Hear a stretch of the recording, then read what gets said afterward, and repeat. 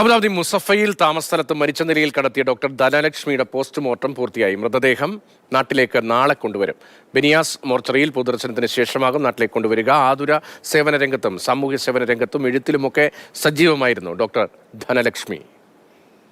Abu Dhabi മുസഫയിലെ താമസ സ്ഥലത്താണ് കഴിഞ്ഞ ദിവസം ഡോക്ടർ ധനലക്ഷ്മിയെ മരിച്ച നിലയിൽ കണ്ടെത്തിയത്. 2 ദിവസമായി ഫോണിൽ ലഭിക്കാത്തതിനെ തുടർന്ന് സുഹൃത്തുക്കൾ അന്വേഷിച്ചെത്തിയപ്പോഴാണ് മരണവിവരം അറിഞ്ഞത്.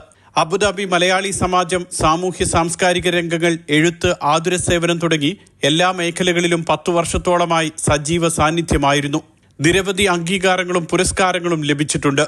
അബുദാബി ലൈഫ് കെയർ ആശുപത്രിയിൽ ദന്തൽ ഡോക്ടറായി ജോലി ചെയ്യുന്നതിനിടെയാണ് അപ്രതീക്ഷിത വിയോഗം. ഇത്രയും അധികം എക്സ്പോഷറും എഡ്യൂക്കേഷനും അല്ലെങ്കിൽ കണക്ഷൻസും ഒക്കെ ഉള്ള ഒരു സ്ത്രീക്ക് പോലും സ്വന്തം കാര്യം, സ്വന്തം വിഷമങ്ങൾ, താൻ കടന്നു പോകുന്ന അവസ്ഥകൾ മറ്റൊരാളോട് തുറന്നു പറയാൻ സാധിച്ചില്ല എന്ന് പറഞ്ഞു കഴിഞ്ഞാൽ അത് വലിയൊരു ഭീതിയോട് കൂടിയിട്ടാണ് ഞാൻ അതിനെ കാണുന്നത്.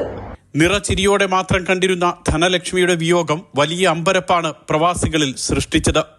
കണ്ണൂർ തളാപ്പ് അരയാക്കണ്ടി സ്വദേശിയായ ഡോക്ടർ ധനലക്ഷ്മി കണ്ണൂരിലെ മാധവി ആശുപത്രി, തലശ്ശേരി ഇന്ദിരാഗാന്ധി സഹകരണ ആശുപത്രി എന്നിവിടങ്ങളിൽ ജോലി ചെയ്ത ശേഷമാണ് അബുദാബിയിലെത്തിയത്. ഭർത്താവ് സുജിത്ത് അബുദാബിയിലാണ് ജോലി ചെയ്തിരുന്നത്. നടപടികൾ പൂർത്തിയാക്കി മൃതദേഹം നാട്ടിലേക്ക് കൊണ്ടുപോകാനുള്ള ശ്രമം തുടങ്ങിയിട്ടുണ്ട്. Mathrubhumi news, Abu Dhabi.